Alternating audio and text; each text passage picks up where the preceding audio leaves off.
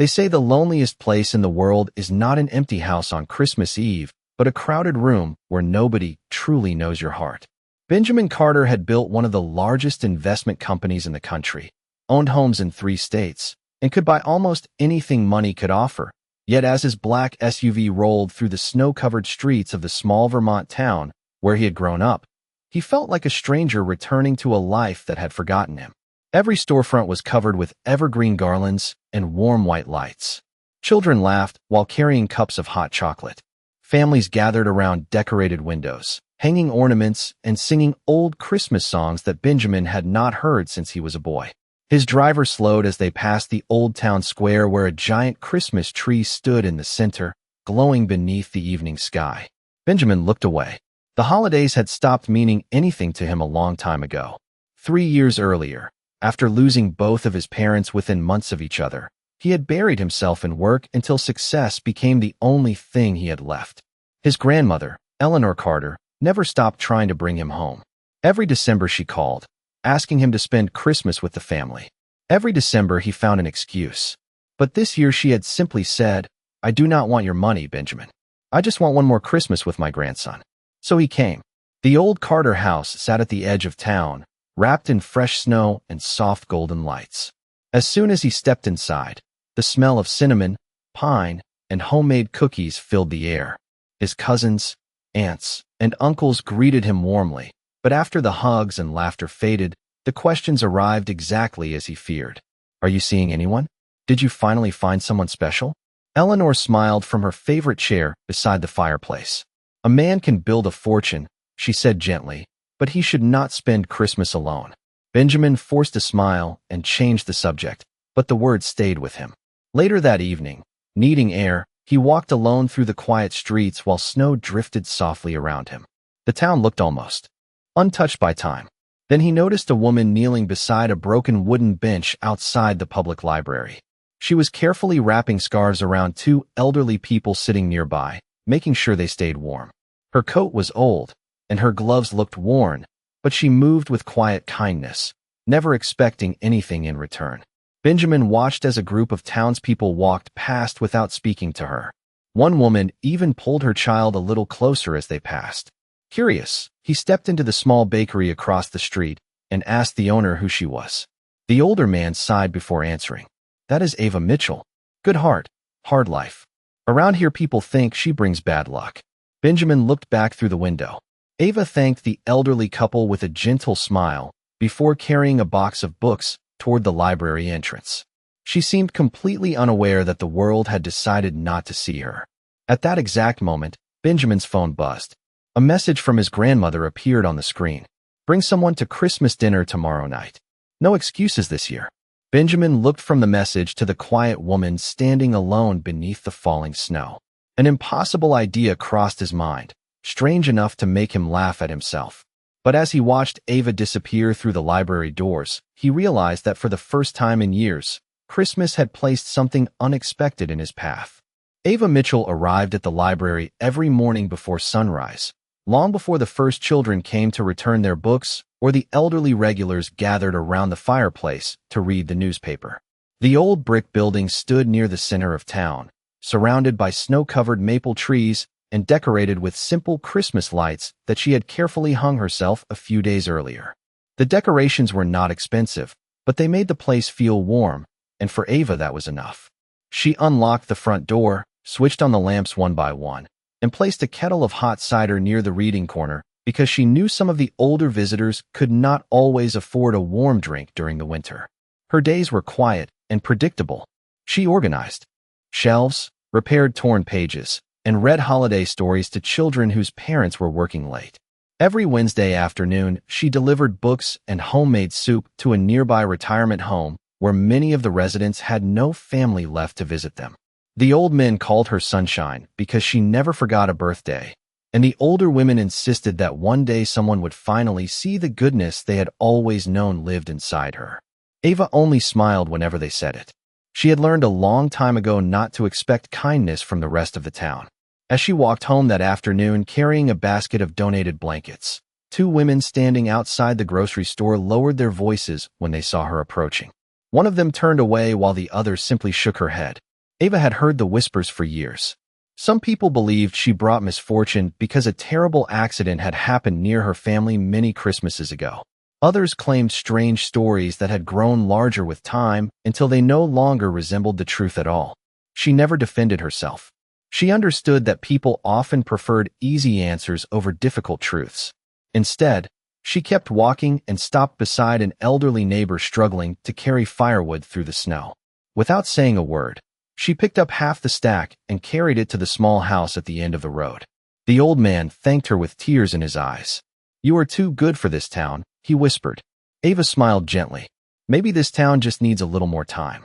That evening, she returned to the library to prepare for the annual Christmas reading event. As she arranged old storybooks beneath the decorated tree, she noticed someone standing quietly outside the front window. It was the stranger she had seen earlier, the tall man in the dark wool coat who had watched her from across the street. Benjamin Carter stood there for a moment, looking through the glass as children laughed around her and old couples warmed their hands by the fireplace. He had spent years surrounded by luxury hotels, private jets, and boardrooms filled with powerful people, yet somehow the simple little library felt more alive than any place he had visited in a very long time. Ava looked up and noticed him watching. Their eyes met through the falling snow. She offered him the same gentle smile she gave everyone else before walking toward the door. Benjamin had prepared speeches for investors worth billions of dollars. But as the library door slowly opened and the warm light spilled onto the snowy sidewalk, he realized he had absolutely no idea what to say to the woman the entire town had forgotten. For a few quiet seconds, neither of them spoke. Snowflakes drifted gently between the library doorway and the empty sidewalk, settling across the old stone steps like tiny stars. Ava held the door open with one hand, waiting patiently, while Benjamin searched for words that somehow felt much more difficult than any business negotiation he had ever faced. Finally, he offered an awkward smile. "I do not usually stand outside libraries," he admitted. Ava laughed softly, the kind of laugh that came naturally and disappeared almost as quickly as it arrived. "Then today must be a special day," she replied. Benjamin looked around the cozy reading room behind her. Christmas decorations hung from the shelves. Children sat cross-legged listening to an elderly volunteer tell a story, and a small tree in the corner sparkled beneath handmade ornaments.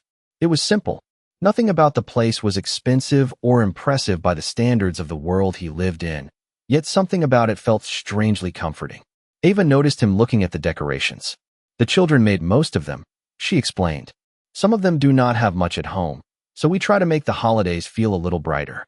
Benjamin nodded quietly. He had donated millions of dollars to charities over the years, but he could not remember the last time he had actually seen the people he was trying to help. Before he could answer, his phone began to ring. The screen showed his grandmother's name.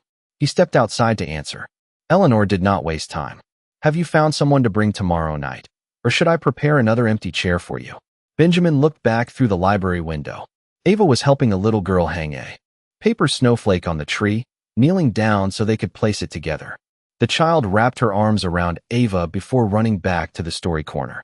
Benjamin realized that he had never seen anyone smile at him that way. An impossible idea returned to his mind. "Give me a little more time, Grandma," he said before ending the call.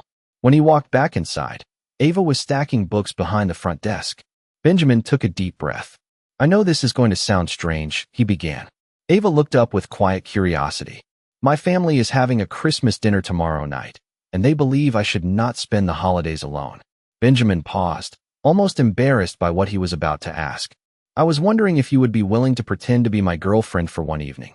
The room seemed to grow very still. Ava blinked twice, certain she had misunderstood. "I am sorry, what did you say?" Benjamin tried again. "It would only be for dinner. My family would stop worrying about me, and afterward we would both go back to our normal lives." Ava stared at him for a long moment before letting out a small laugh. "You do realize you are asking the woman nobody in this town wants around to spend Christmas with one of the wealthiest families in Vermont." Benjamin answered honestly. "That is exactly why I am asking you. You are the only person I have met since I came home who does not seem to want anything from me." Ava lowered her eyes toward the stack of books in front of her. She had spent years being ignored, judged, or avoided.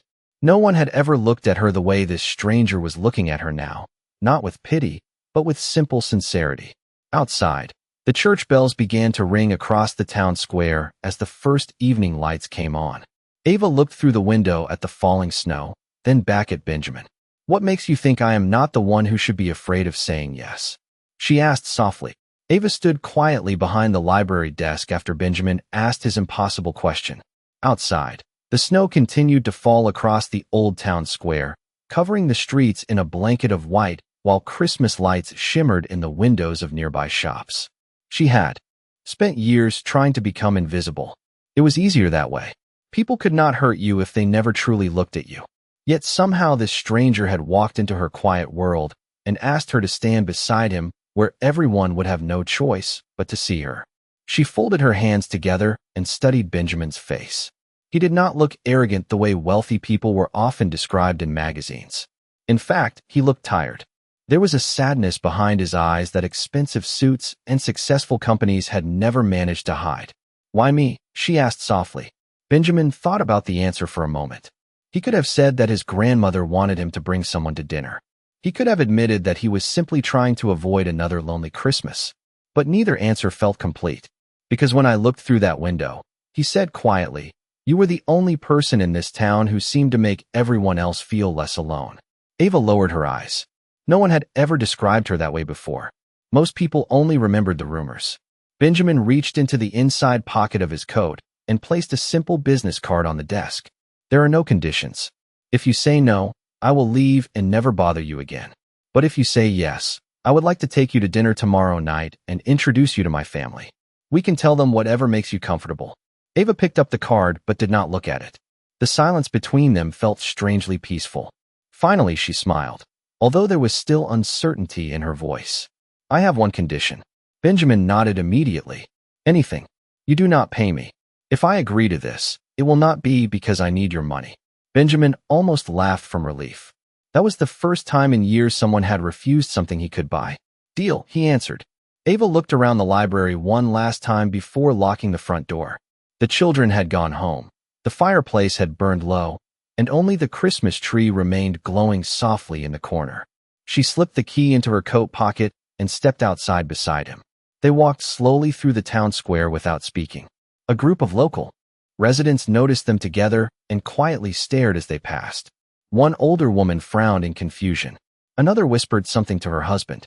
Ava was used to those looks, but Benjamin noticed the way she lowered her head and tightened her scarf against the cold. He suddenly understood that whatever had happened in this town years ago had left deeper scars than anyone had told him. When they reached the old stone bridge near the edge of town, they stopped to watch the river flowing beneath a layer of ice. The church bells rang in the distance, marking the beginning of Christmas Eve. Benjamin looked toward the lights of the Carter house, glowing on the hill above them. "Tomorrow night my family will probably ask how we met," he said. Ava smiled gently. "Then maybe we should get to know each other before we start telling stories." Benjamin smiled back, and for the first time in many years, the thought of Christmas no longer felt like something he had to survive. It felt like the beginning of something he had never expected to find. Christmas Eve arrived wrapped in soft falling snow, and the Carter house glowed like something from an old holiday postcard.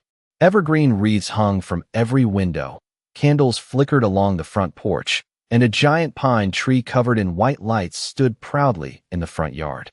Ava paused for a moment at the bottom of the stone walkway, holding the small box of homemade gingerbread cookies she had baked that morning.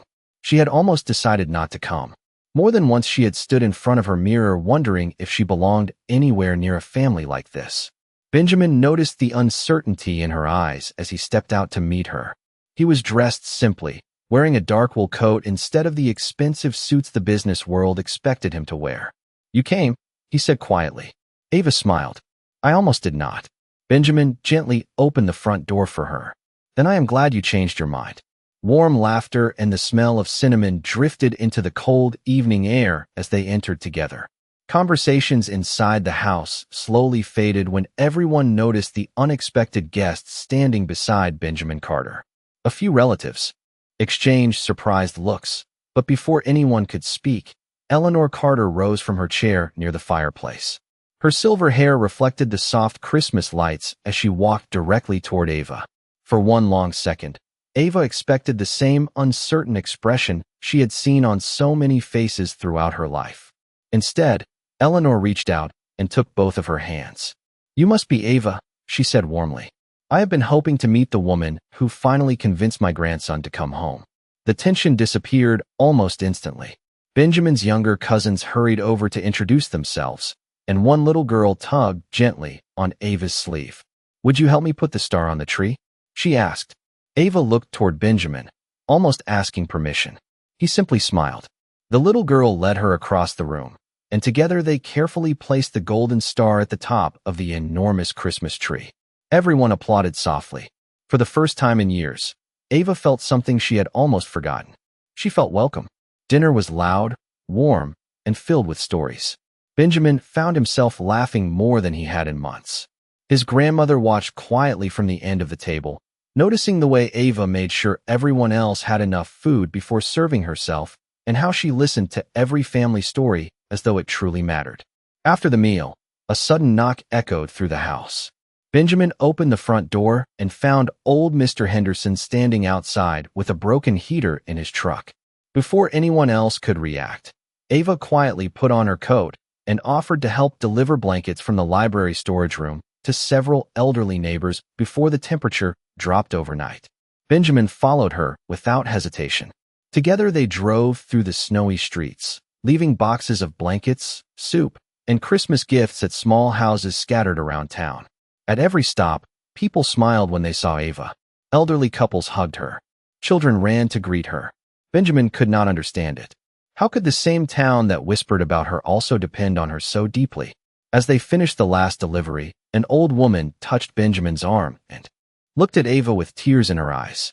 "You take good care of that girl," she whispered. "This town would have fallen apart years ago without her." Benjamin looked toward Ava as she stood beneath the falling snow, gently helping a little boy zip up his winter coat. In that quiet moment, he realized that perhaps the world had not rejected her at all. Perhaps the world had simply forgotten to tell the truth about who she really was. The next morning arrived wrapped in a quiet blanket of fresh snow, and for the first time in many years Benjamin woke before sunrise without reaching for his phone or thinking about work. The old Carter house was still asleep, but a warm light glowed from the kitchen downstairs. Curious, he followed the smell of fresh coffee and cinnamon rolls until he found Eleanor sitting at the table, looking through a small wooden box filled with old family photographs. She smiled when she saw him. "I was wondering when my grandson would finally remember what Christmas mornings feel like." Benjamin poured himself a cup of coffee and sat beside her. His grandmother quietly handed him one of the photographs. It showed him as a young boy standing near the frozen river that ran through the edge of town, wearing a thick red coat and smiling with his parents. "I had forgotten about this," he whispered. Eleanor looked toward the snowy window. "Some memories leave us because they hurt too much to carry." Before Benjamin could answer, someone knocked gently at the back door. Ava stepped inside carrying 2 baskets filled with bread, fruit, and homemade cookies. "I thought the retirement home might enjoy a Christmas breakfast," she said softly. Eleanor stood up immediately and hugged her as though she had known her for years. "Then you are not going alone." Within an hour, Benjamin found himself helping Ava load food and wrap presents into the back of his SUV. They drove through the quiet streets while church bells echoed across the valley. At the retirement home, the elderly residents greeted Ava with joyful smiles. One old woman reached out and touched her hand. "I knew you would not forget us, dear." Benjamin watched as Ava sat beside each resident, listening to old stories and helping them unwrap simple gifts. She remembered every name, every favorite book, every small detail that made people feel seen. There was no audience, no cameras, no reporters. She did these things because she believed no one should feel forgotten during Christmas. After breakfast, one of the nurses invited them to help decorate a storage room that had recently been cleaned out. As Benjamin moved old boxes aside, something slipped from the top shelf and fell onto the floor. It was a dusty photo album. The nurse picked it up and smiled. "We almost threw this away. It has been sitting here for years." Ava looked uncomfortable the moment she saw it. She quietly turned away and continued hanging decorations. Curious, Benjamin opened the album. Most of the pictures showed holiday gatherings from long ago, volunteers serving meals, children building snowmen, and families gathered around Christmas trees. Then he stopped turning the pages. One faded photograph near the center caught his attention. It showed a young girl, perhaps 16 or 17 years old, standing in the middle of a heavy snowstorm. Her face was partially hidden beneath a wool hat, but there was something strangely familiar about her. She was helping someone wrapped in a thick blanket, carrying them through the snow toward a rescue truck. Benjamin stared at the picture longer than he should have. He could not explain why, but a forgotten memory stirred somewhere deep inside him. The nurse noticed his expression. "That winter storm nearly 20 years ago," she said quietly. "A lot of people were stranded that night. One brave young girl helped save several lives before the rescue teams arrived." Benjamin looked toward Ava, who was standing by the window watching the snow fall outside. She had not looked back once. He lowered his eyes to the old photograph again, and for the first time since returning home, he felt as though Christmas itself was trying to remind him of something he had somehow forgotten. Benjamin could not stop thinking about the old photograph. Long after they left the retirement home and returned to the Carter house, the image remained clear in his mind. A young girl, standing alone in a snowstorm, carrying someone through the cold with quiet determination. There was something in the way she stood, something in the kindness on her face, that reminded him of Ava. Yet every time he looked at her, she acted as though the photograph did not exist. That evening the family gathered in the living room while a fire crackled softly beneath the mantel. Children opened small presents. Old Christmas songs played from a record player in the corner, and Eleanor sat peacefully in her favorite chair, knitting a scarf for one of the local shelters. Benjamin noticed that Ava had slipped quietly out onto the back porch. He found her standing beneath the stars, watching fresh snow settle across the empty fields behind the house. "The world looks different when it is covered in snow," she said without turning around. Benjamin stood beside her. "Maybe it hides things we do not want to see." Ava smiled sadly. "Or maybe it helps us remember them." Before he could ask about the photograph, headlights appeared at the end of the long driveway. A sleek black car slowly approached the house. Benjamin recognized it immediately. Rachel Monroe stepped out wearing an elegant winter coat, looking exactly the way the magazines always described her: polished, successful, and perfectly composed. The family inside grew quiet as she entered. Rachel greeted Eleanor politely before walking directly toward Benjamin. "I heard you were spending Christmas in Vermont," she said with a confident smile. "I thought maybe we should finally talk." Benjamin glanced toward Ava, who remained standing near the fireplace holding a tray of hot chocolate for the children. Rachel followed his eyes and studied Ava for a brief moment. "I did not realize you had company," she said. Eleanor answered before Benjamin could speak. "This is Ava. She has brought more joy into this house in 2 days than we have had in years." Rachel forced a polite smile, but something in her expression changed.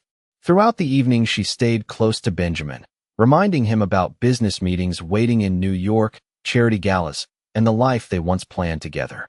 Ava quietly helped clear dishes from the table and entertained the younger children by reading Christmas stories beside the tree. She never interrupted, never competed for attention, and never complained. Later that night, as the guests began to leave, Benjamin walked Ava home through the softly falling snow. Neither of them spoke about Rachel. When they reached the library steps, Ava looked toward the glowing windows behind her. "Your world is waiting for you," she said gently. Benjamin shook his head. "I am exactly where I want to be." Ava looked away.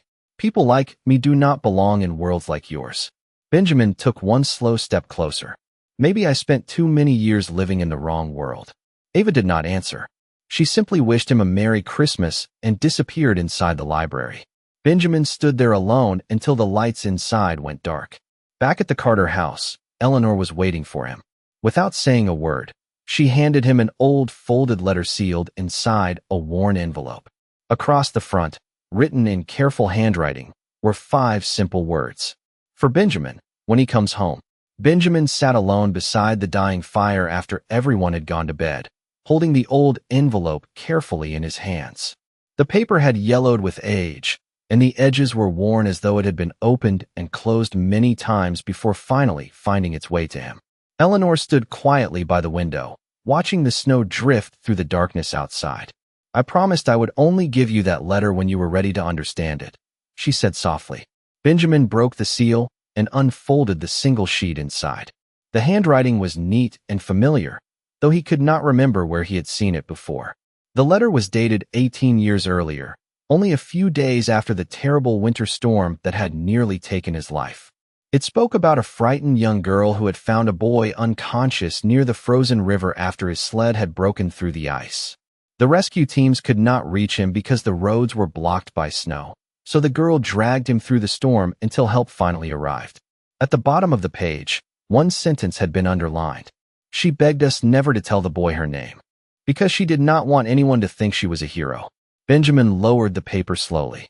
His heart began to race as the old photograph from the retirement home returned to his mind. He looked at Eleanor. Who wrote this? His grandmother smiled sadly. The director of the retirement home.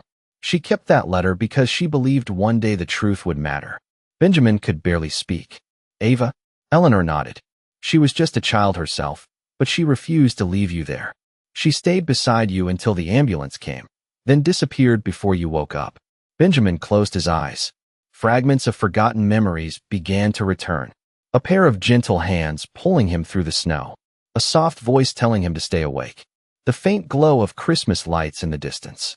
He had spent his entire adult life believing he survived because of luck.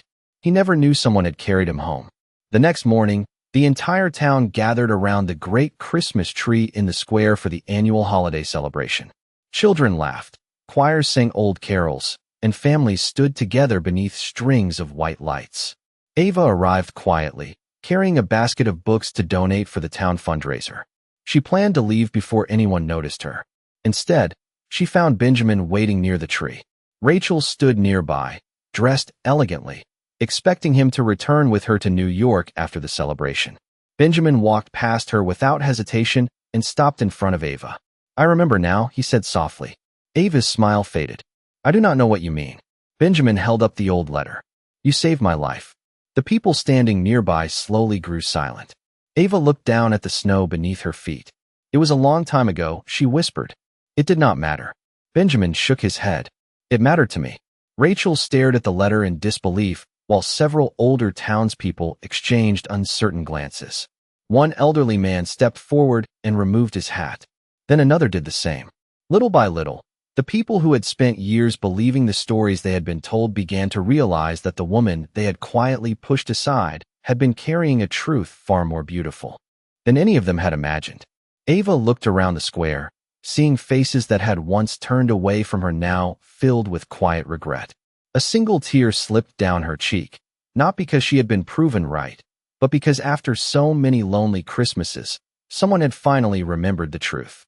The Christmas choir slowly began to sing again, but the town square no longer felt the same. People who had spent years believing old stories now stood quietly beneath the glowing lights, looking at Ava with new eyes. She had never asked for an apology.